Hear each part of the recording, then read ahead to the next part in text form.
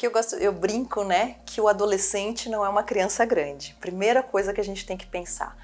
As necessidades da criança são uma e as necessidades do adolescente são outra. Então, assim, quando nós falamos nas crianças, claro que nós temos, primeiro, o diagnóstico, muitas vezes no início é difícil, muitas vezes a aceitação, tanto pela parte, vamos dizer assim, da própria família, de como que você vai comentar, como que você vai contar para o seu bebê, para o seu filho, que ele é um paciente portador de epilepsia. Então, eu acho que o início, ontem mesmo eu estava conversando com uma família, eu acho que tudo começa da aceitação da doença.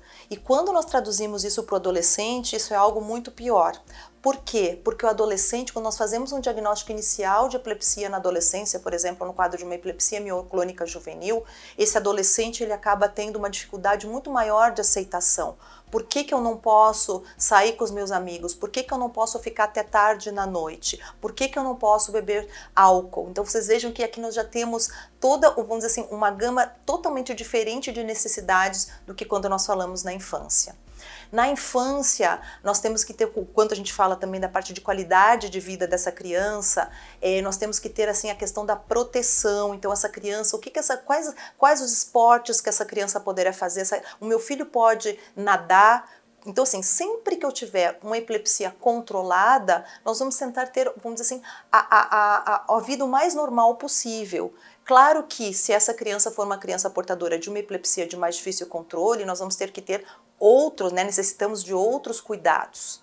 Quando a gente passa para a adolescência, então, como eu mencionei, então assim, eu preciso explicar para esse jovem o que é viver com epilepsia, o que é ter epilepsia.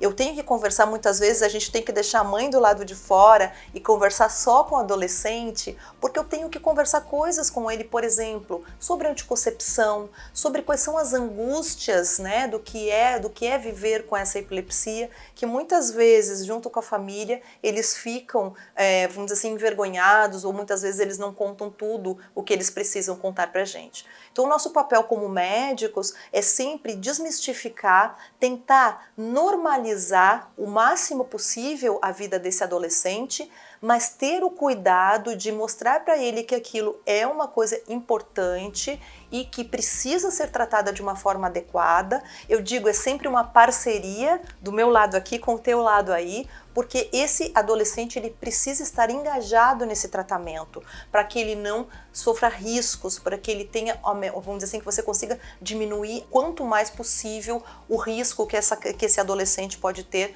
se apresentar uma crise, por exemplo, porque ele bebeu, ou porque ele não, pior ainda, né, porque ele não tomou a medicação porque ele queria beber, foi para balada com fotoestímulo e acabou convulsionando por conta disso. Então isso, além do tratamento da medicação propriamente dita, essa conversa é extremamente importante e necessária na consulta do adolescente.